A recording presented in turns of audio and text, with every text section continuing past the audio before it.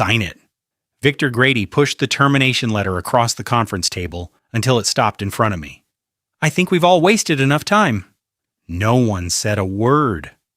Melissa kept her eyes on the table. Owen leaned back in his chair with the confidence of someone who already knew the outcome. Even Harold Whitmore, the store's elderly owner, couldn't bring himself to look at me. I picked up the letter. Termination for misconduct.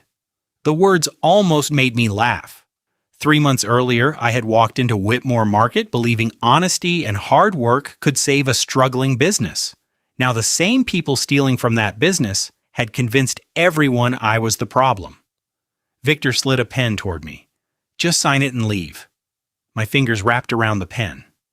Then my phone vibrated. A voice message from my 12-year-old son. Dad, Mom said we might have to sell the house. He hesitated. I just wanted you to know. I don't think any of this is your fault. The room disappeared around me. I slowly set the pen back on the table. 3 months earlier, I still believed taking that job would save my family. I had no idea it would cost me almost everything. Losing my previous job wasn't anyone's fault. The company had closed 3 regional distribution centers after a brutal year of declining sales. Hundreds of employees were laid off, including me. After 15 years in retail operations, I walked out carrying a cardboard box and no idea how I was going to support my family. The first month wasn't terrible. We had savings. Emily kept telling me we'd get through it. Lucas never complained, even after I canceled his basketball camp to save money. But savings disappear much faster than you expect. Mortgage payments, insurance, groceries. Every week, another piece of our financial security disappeared. I applied everywhere. Supermarkets, warehouses, distribution companies. Some never replied. Others told me I was overqualified. One simply said they had found someone younger. Then, just as I was beginning to wonder if anyone would ever hire me again, I received a phone call from a man named Harold Whitmore. He owned a family retail store that had been operating for over 30 years. I don't need the smartest manager, he told me over the phone. I need the most honest one. Those words stayed with me. 3 days later, I accepted the position of operations manager at Whitmore Market. I thought I had been given a second chance. Looking back, I had just stepped into the biggest fight of my life. Whitmore Market wasn't the kind of place that impressed anyone from the outside. The sign above the entrance had faded from years under the sun. Some shopping carts squeaked. Several shelves needed fresh paint. But the moment I walked through the front doors, I saw something more important. Customers still came. Employees still worked hard. The business wasn't dying because people had stopped believing in it. Something inside was draining it. Harold welcomed me personally. He was 76, soft-spoken, and walked with a slight limp, but his handshake was still firm. I built this place with my wife, he said, as he showed me around the store. After she passed away, I couldn't keep up like I used to. He smiled sadly. I've been hoping someone could help me get this place back on its feet. I'll do everything I can, I told him. I know you will. By lunchtime, Harold introduced me to the department managers. Victor Grady supervised daily operations. Melissa Crane handled finance and payroll. Owen Briggs managed the warehouse. Sheila Morton oversaw human resources. Everyone welcomed me politely. Everyone smiled. Everyone offered to help. If someone had asked me that afternoon whether I trusted them, I probably would have said yes. Looking back, that was my first mistake. Sometimes the most dangerous people aren't the ones who threaten you. They're the ones who make you feel comfortable, just long enough to stop asking questions. My first week was supposed to be about learning. Instead, it became a week of unanswered questions. Every morning, employees lined up in my office with small problems that somehow pointed to something much bigger. A cashier asked why her overtime had disappeared. A stock clerk complained that deliveries never matched the inventory reports. Another employee quietly admitted his paycheck had been short for the 3rd time in 6 months. Individually, none of those issues sounded unusual. Together, they painted a very different picture. I started reviewing the store's reports every evening after closing. Sales were steady. Customer traffic hadn't changed much, yet the store kept losing money. That didn't make sense. If business was stable, where was the money going? When I asked Melissa for detailed payroll records, she smiled politely. I'll send them later. She never did. When I asked Owen to explain inventory shortages, he shrugged, probably counting mistakes. The same answer, every time. Victor eventually stopped by my office before heading home. You're working pretty late. I'm just trying to understand the numbers.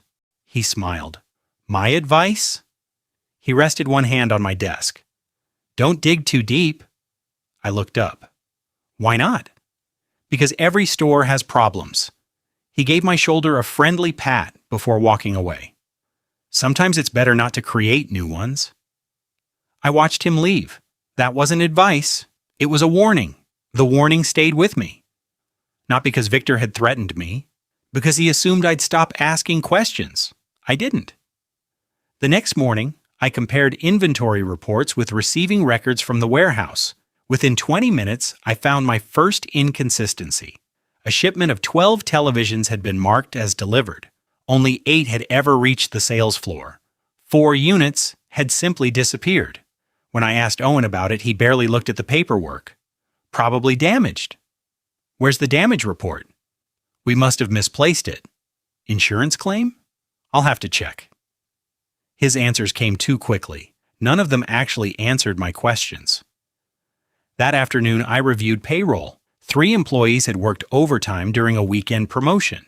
According to the time clock, each had logged more than 10 extra hours. According to payroll, they'd been paid for only 4. I walked straight into Melissa's office.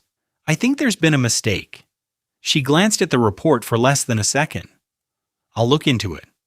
When? When I have time. It affects employees' pay. She closed the folder and smiled. I said I'll handle it.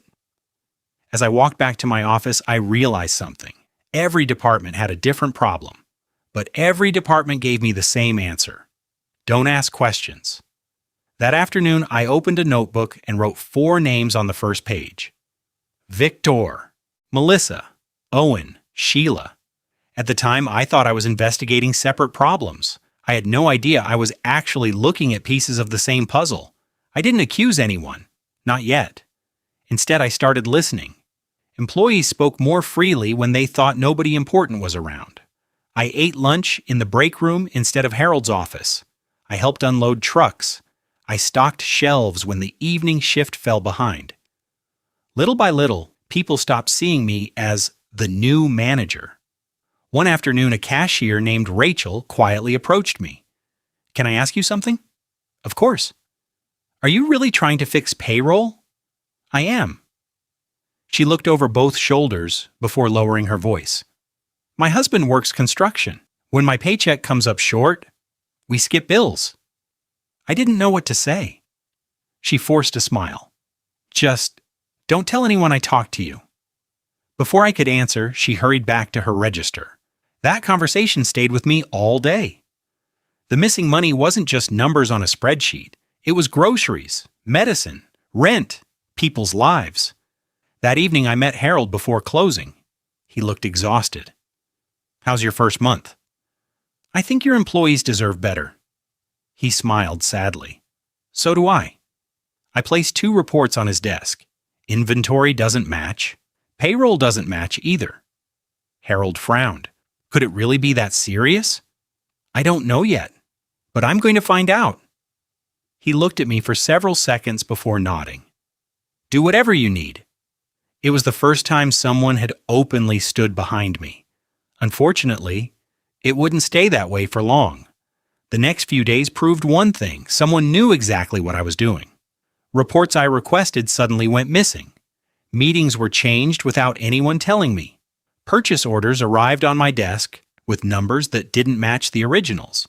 At first, I blamed disorganization. By the 4th time, I stopped believing in coincidences. I began making copies of everything before leaving the office. It turned out to be the right decision. On Friday morning, I unlocked my desk drawer and found several documents missing. Not everything, only the reports comparing payroll, inventory, and receiving records. Someone hadn't been searching for information. They'd been searching for evidence. That afternoon, Victor walked into my office carrying 2 cups of coffee. He placed one on my desk. "You've been working hard." "I've been trying." He looked around the room. "You know, Nathan, managers who last here understand one thing." "And what's that?" "Some problems are worth solving." He smiled. "Others are better left alone." I met his eyes. What if those problems are costing honest people their paychecks? For the first time since I'd met him, his smile disappeared. He set his coffee down and stood. "I'd think carefully before accusing people you barely know." Then he walked out. I stared at the untouched cup sitting on my desk. That wasn't a conversation. It was a line in the sand. From that moment on, I knew this was no longer about fixing a struggling store. Someone inside Whitmore Market had decided I was the problem, and they were preparing to do something about it. The following Monday, Harold called a meeting with all department managers. Sales had dropped again. Expenses had increased. Everyone gathered around the conference table, waiting for someone else to explain why. Victor spoke first. "We need to reduce labor costs." Melissa immediately agreed. "So do I." Owen nodded. "The warehouse budget is getting out of control." I waited until they finished. "I don't think payroll is the problem." 4 pairs of eyes turned toward me. "What do you mean?" Harold asked. I slid 3 reports across the table. Sales have remained relatively stable. So have customer numbers. But inventory losses continue to grow. I pointed to another page. And employees are regularly being paid less than the hours they've worked. Melissa folded her arms. "Those reports are incomplete." Victor leaned back in his chair. "You're making some serious accusations." "I'm asking serious questions." The room fell silent. Harold slowly looked through the documents. Before he could say anything, Victor spoke again. "Nathan has been here less than a month. He doesn't understand how this store operates." I looked directly at Harold. "Then give me 1 week." 1 week? To verify every number. If I'm wrong, I'll admit it. "And if you're right?" Harold asked. I glanced around the room. Then someone inside this store has been stealing from both the business and its employees. Nobody spoke. But for the first time, I saw something I had never seen on Victor's face before. It wasn't confidence, it was concern. Victor recovered almost instantly. He smiled as if nothing had happened. "That's a pretty bold claim." "It is," I replied, "which is why I asked for 1 week." Harold closed the folder and nodded. 1 week. The meeting ended, but nobody left together. Victor quietly pulled Melissa aside. Owen followed a few seconds later. They spoke in low voices before disappearing into the accounting office. I pretended not to notice. But from the glass wall outside the conference room, I watched everything. The next morning, one of the warehouse employees stopped beside me while I was checking deliveries. He never looked directly at me. "They know you're investigating?" Before I could respond, he picked up another pallet and walked away. That was all he said. He didn't need to say more. Later that afternoon, I requested security footage from the loading dock. 5 minutes later, Sheila appeared at my office. "Only Harold can approve CCTV requests." "Really?" "Company policy." "I'd like to read that policy. I'll email it to you."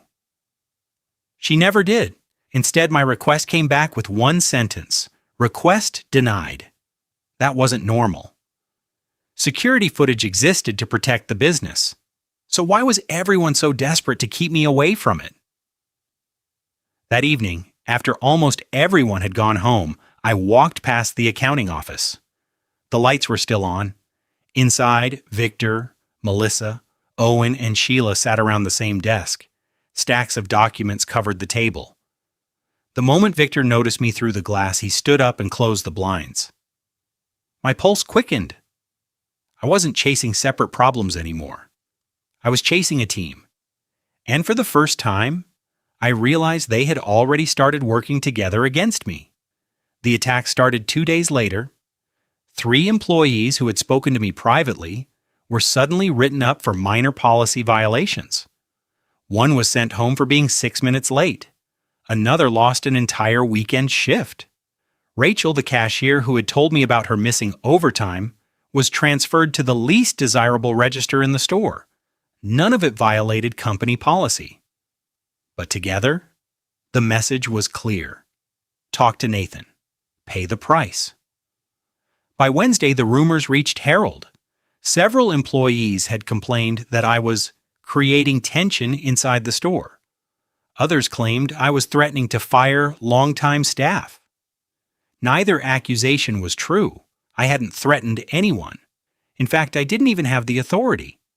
Someone was carefully feeding Harold just enough lies to make him question me. When he called me into his office, I could see the conflict on his face. Nathan, I need you to tell me honestly. Are you trying to remove people? No. I'm trying to understand why honest employees are afraid. Harold sighed. I want to believe you. I know. But everyone's telling me something different. I nodded. Then don't believe anyone. Believe the records. The records can't lie.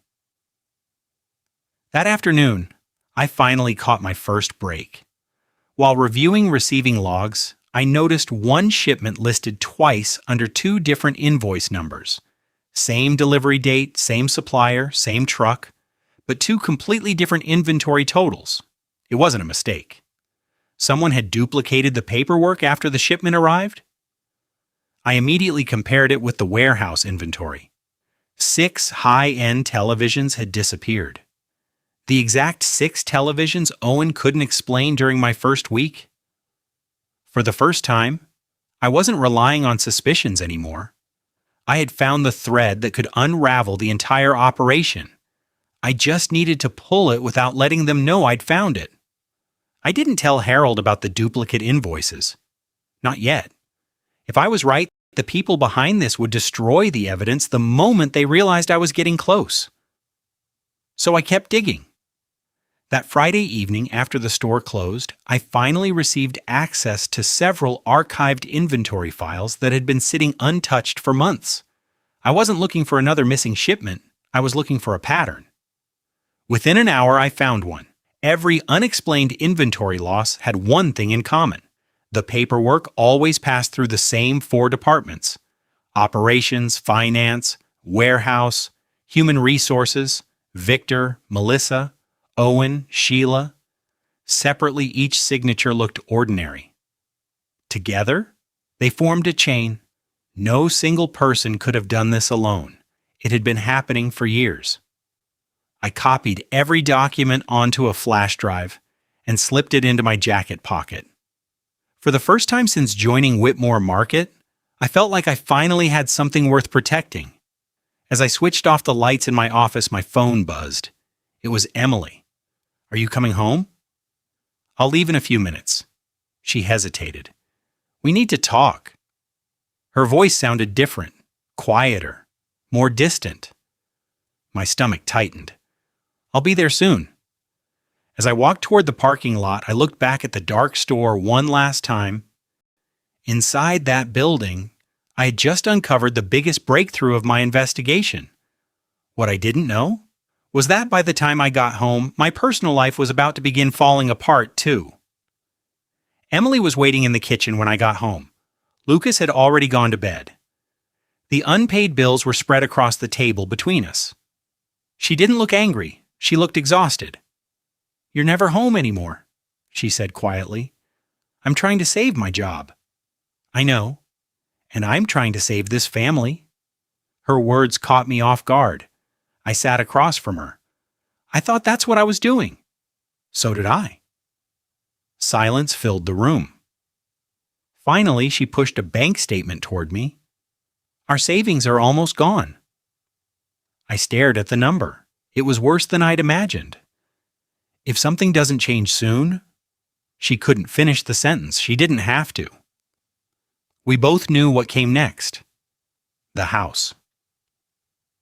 The following Monday, I walked into the store expecting another ordinary day. Instead, Harold was already waiting outside my office. "I need to see you." His expression told me this wasn't about inventory. Inside his office sat Victor, Melissa, Owen, and Sheila. No one smiled. Harold slowly slid a folder across the desk. "I received these this morning." Inside were anonymous complaints, one after another. Nathan is creating fear among employees. Nathan is threatening staff. Nathan is abusing his authority. Every statement was unsigned. Every accusation was false. I looked up. "Do you believe this?" Harold hesitated. "I don't know what to believe anymore." Victor finally spoke. "We've all tried to support you, but maybe this position just isn't the right fit." I looked around the room. Nobody challenged him. Nobody defended me. At that moment, I realized I wasn't fighting one dishonest manager. I was fighting an entire system that had already decided who the villain was. And somehow, that villain was me. They thought they had me cornered. They were wrong. I looked at each anonymous complaint before closing the folder. "May I ask one question?" Harold nodded. "Did a single employee sign these?" "No." "Were any of these accusations supported by evidence?" He hesitated. "No." I slid the folder back across the desk. "Then someone wants you to judge me before checking the facts." Victor let out a quiet laugh. "That's convenient." "No," I replied calmly.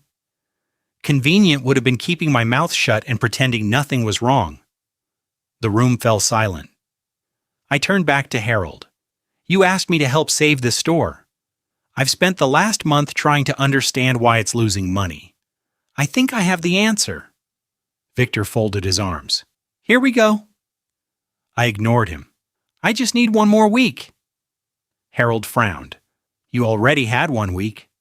"I know, and I spent that week proving there wasn't one problem. There are dozens." I reached into my briefcase but stopped. The flash drive remained in my pocket. Not yet. Not until I had enough to destroy every excuse they could make. "If you don't trust me after next Friday," I said, "I'll resign without asking for another chance." Harold looked around the room.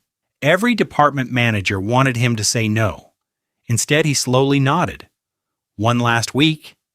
Victor's expression didn't change. But as the meeting ended, our eyes met for only a second.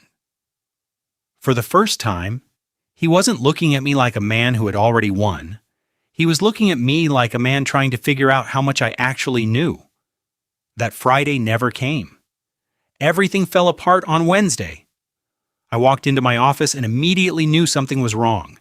Every cabinet door was open. Folders covered the floor. Someone had gone through everything. My laptop was still there. My notebook was still there. But the flash drive was gone. I checked every drawer twice, then a third time. Nothing. For a few seconds, I simply stood there.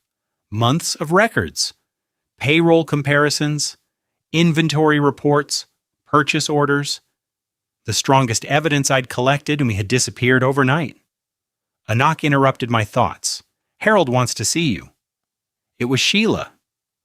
She didn't sound nervous. She sounded confident, as if she already knew how the meeting would end. The conference room felt strangely familiar. Victor, Melissa, Owen, Sheila, Harold, the same seats, the same silence. Only this time, another folder sat in the middle of the table. Harold looked exhausted. "Nathan, I received new evidence this morning." Victor slowly pushed the folder toward me. I opened it. Inside were purchase orders approving thousands of dollars in unauthorized inventory. Every page carried my signature, or at least a perfect copy of it. I looked up. "I never signed these." Melissa answered immediately. "Then how did your signature get there?" "I don't know." Victor leaned forward. "But everyone else seems to." Harold closed his eyes for a moment. "I've defended you as long as I could." I felt my stomach sink. The missing flash drive, the forged signatures, the anonymous complaints. None of it had happened by chance. They hadn't just been protecting their operation. They had been building a case against me from the very beginning. And judging by the look on Harold's face, they were only one step away from winning. I should have walked away.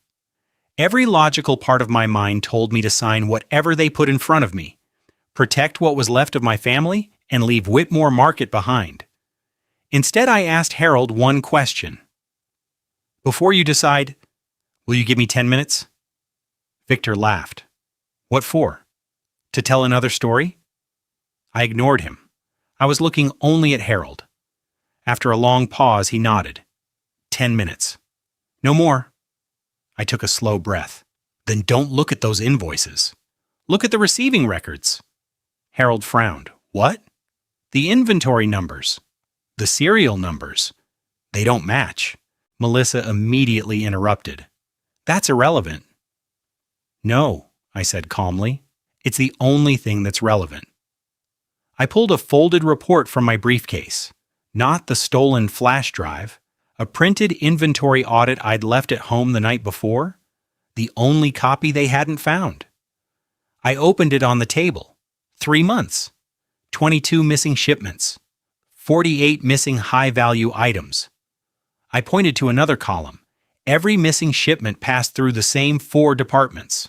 Operations, finance, warehouse, human resources.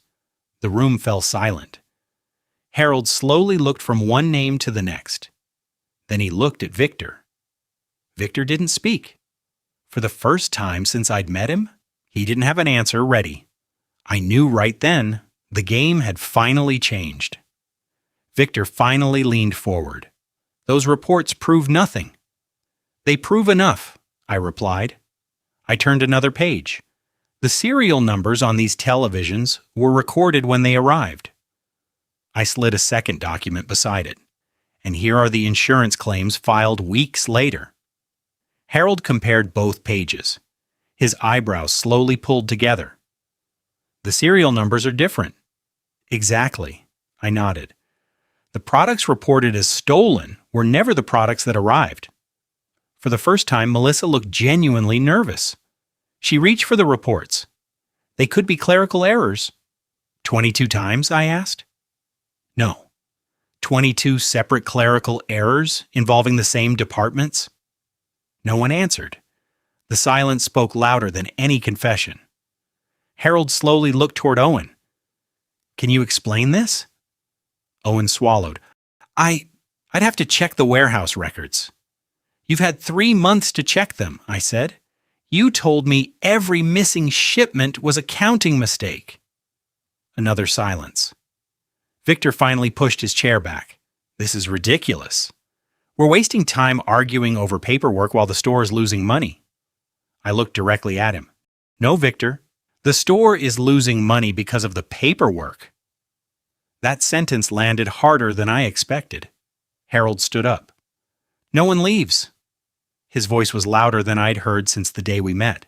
I want every inventory file, every payroll adjustment, and every warehouse record brought into this room, now. Nobody moved. Harold slammed his hand against the table. I said now. For the first time, the people who had spent years controlling Whitmore Market looked like employees instead of owners, and I realized something. The battle wasn't over. But their control had finally started to crack. Within 20 minutes, the conference room was covered with boxes of records. No one spoke. The only sound was paper sliding across the table. Harold looked at me. Show me. I started with the inventory reports, then the receiving logs. Finally, the payroll records. Individually, each document looked harmless. Together, they told the same story. Inventory disappeared. Payroll was manipulated. The financial losses were hidden by adjusting purchase records. Every trail eventually led back to the same 4 departments. Harold spent nearly 10 minutes reading in complete silence. Then he looked at Melissa. Did you approve these payroll adjustments? She hesitated. I followed procedure. What procedure? She couldn't answer. Harold turned to Owen. Where are the missing televisions? I don't know. You signed for them. I trusted the receiving reports. Finally, Harold faced Victor. You supervised all of this. Victor remained calm. You hired Nathan to find problems. He found paperwork. That's all? I stepped forward. No. I pulled one last document from my folder. The missing products didn't disappear. They were sold. I placed several bank deposit slips beside the inventory reports. The cash was never recorded as company revenue. Harold stared at the numbers. His face went pale. Where did this money go? Nobody answered. Not Victor, not Melissa, not Owen, not Sheila. For the first time since I had walked into Whitmore Market, the silence belonged to them. Harold slowly removed his glasses and rubbed his eyes. I trusted all of you. His voice cracked. My wife and I spent 32 years building this business, and you've been stealing from it. Victor finally stood. You can't prove that. I don't have to, Harold replied quietly. I've seen enough. He reached for the phone on the conference table. I'm calling my attorney, and then the police. The confidence drained from Victor's face. Melissa burst into tears. Owen stared at the floor. Sheila said nothing. The system that had protected them for years collapsed in less than a minute, not because I was smarter than they were, because the truth had finally reached the one person they could no longer manipulate. The police arrived before the store opened the next morning. Employees gathered near the front entrance, whispering as officers escorted Victor, Melissa, Owen, and Sheila out of the building. No one applauded. No one celebrated. Most of them simply stood there in disbelief. For years, those four had controlled every important decision inside Whitmore Market. Now they walked out in handcuffs. Harold stood beside me, watching silently. I should have seen it. You trusted them, I said. They took advantage of that. He shook his head. They took advantage of everyone. The investigation lasted several weeks. Auditors confirmed exactly what the records had shown. Payroll had been manipulated. Inventory had been stolen. Financial statements had been altered to hide the losses. The total amount taken from the business was far greater than Harold had imagined. Several employees eventually came forward with their own stories. Rachel admitted she had been underpaid for nearly 2 years. Warehouse workers described being pressured to sign false receiving reports. One supervisor confessed that he had stayed quiet because he couldn't afford to lose his job. Fear had protected corruption far longer than loyalty ever had. A month later, Harold invited me back into the same conference room where Victor had once tried to fire me. This time only the two of us were there. He placed a folder on the table. I'd like you to become general manager. I looked at him in surprise. I thought you hired me to fix operations. I did. He smiled. You ended up saving the entire business. For a moment, I didn't answer. The promotion should have felt like victory. Instead, I thought about Emily. The mortgage. Lucas. Everything we'd lost while I fought to protect a company that wasn't even mine. I'll accept, I finally said. But only if we start by paying every employee what they were owed. Harold smiled. I was hoping you'd say that. For the first time in months, Whitmore Market finally had a future. I only wished I could say the same about my own family. Winning the case didn't fix everything. Emily and I had grown so far apart that neither of us knew how to find our way back. The months of financial pressure, the long nights at the store, the constant stress, they had taken their toll. One evening after Lucas had gone to bed, Emily quietly sat across from me. I've been unfair to you.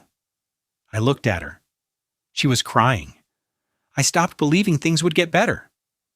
I didn't interrupt. There are things I've done that I know you can't forgive. I already knew what she meant. A week earlier, I'd seen enough messages on her phone to understand she had been seeing someone else. She never tried to deny it. Neither of us raised our voices. Neither of us blamed the other. Some damage happens slowly, until one day you realize there's nothing left to repair. A month later, we signed the divorce papers. It was the hardest signature I'd ever written. Harder than any termination letter. Harder than any contract. Because this wasn't the end of a job. It was the end of the life we'd planned together. 6 months passed. Whitmore Market was profitable again. Every employee who had been cheated received back pay. New inventory controls were put in place. Payroll became fully transparent. For the first time in years, employees stopped looking over their shoulders before speaking. One Saturday morning, Rachel stopped me near the front registers. "My husband and I finally caught up on our mortgage." She smiled through tears. "I just wanted to say thank you." I smiled back. "You earned every dollar." Sometimes people ask me if exposing the corruption was worth everything I lost. It's a difficult question. I lost my marriage. I nearly lost my home. There were nights when I wondered if walking away would have been easier. Maybe it would have. But then I remember the employees who finally received the pay they'd worked for. I remember Harold getting to see the business he built survive. And I remember the voice message my son sent me on the day I thought I'd lost everything. I don't think any of this is your fault. I still keep that message on my phone. Not because it reminds me of the worst day of my life. Because it reminds me why I never signed that letter. Doing the right thing cost me more than I ever expected. But if I had stayed silent, it would have cost me who I was. About a year later, Lucas and I were stocking shelves before the store opened. He had grown taller, strong enough to complain every time I handed him another box. "You know," he said, "this is definitely child labor." I laughed. "You've been watching too many lawyers on YouTube." He grinned and pushed the cart toward aisle 3. The front doors unlocked a few minutes later. Regular customers began walking in. Several of them greeted me by name. Not because I owned the store, not because I was the manager, because they trusted the people behind it again. Harold eventually retired that spring. Before leaving, he handed me the framed photo of him and his late wife standing in front of Whitmore Market on opening day. "It belongs here," he said. "And now, so do you." The picture still hangs behind my office desk. Some mornings, I stop and look at it before walking onto the sales floor. It reminds me that businesses aren't built by buildings or balance sheets. They're built by people. People willing to do the right thing even when nobody is watching. Looking back, losing my first job felt like the worst thing that had ever happened to me. It wasn't. It was simply the road that led me to the place where I discovered what kind of man I wanted to be. I never became rich. I never became famous. But every Friday when payroll is processed, I know every employee receives every dollar they've earned. That alone lets me sleep peacefully. And after everything that happened, I wouldn't trade that peace for anything.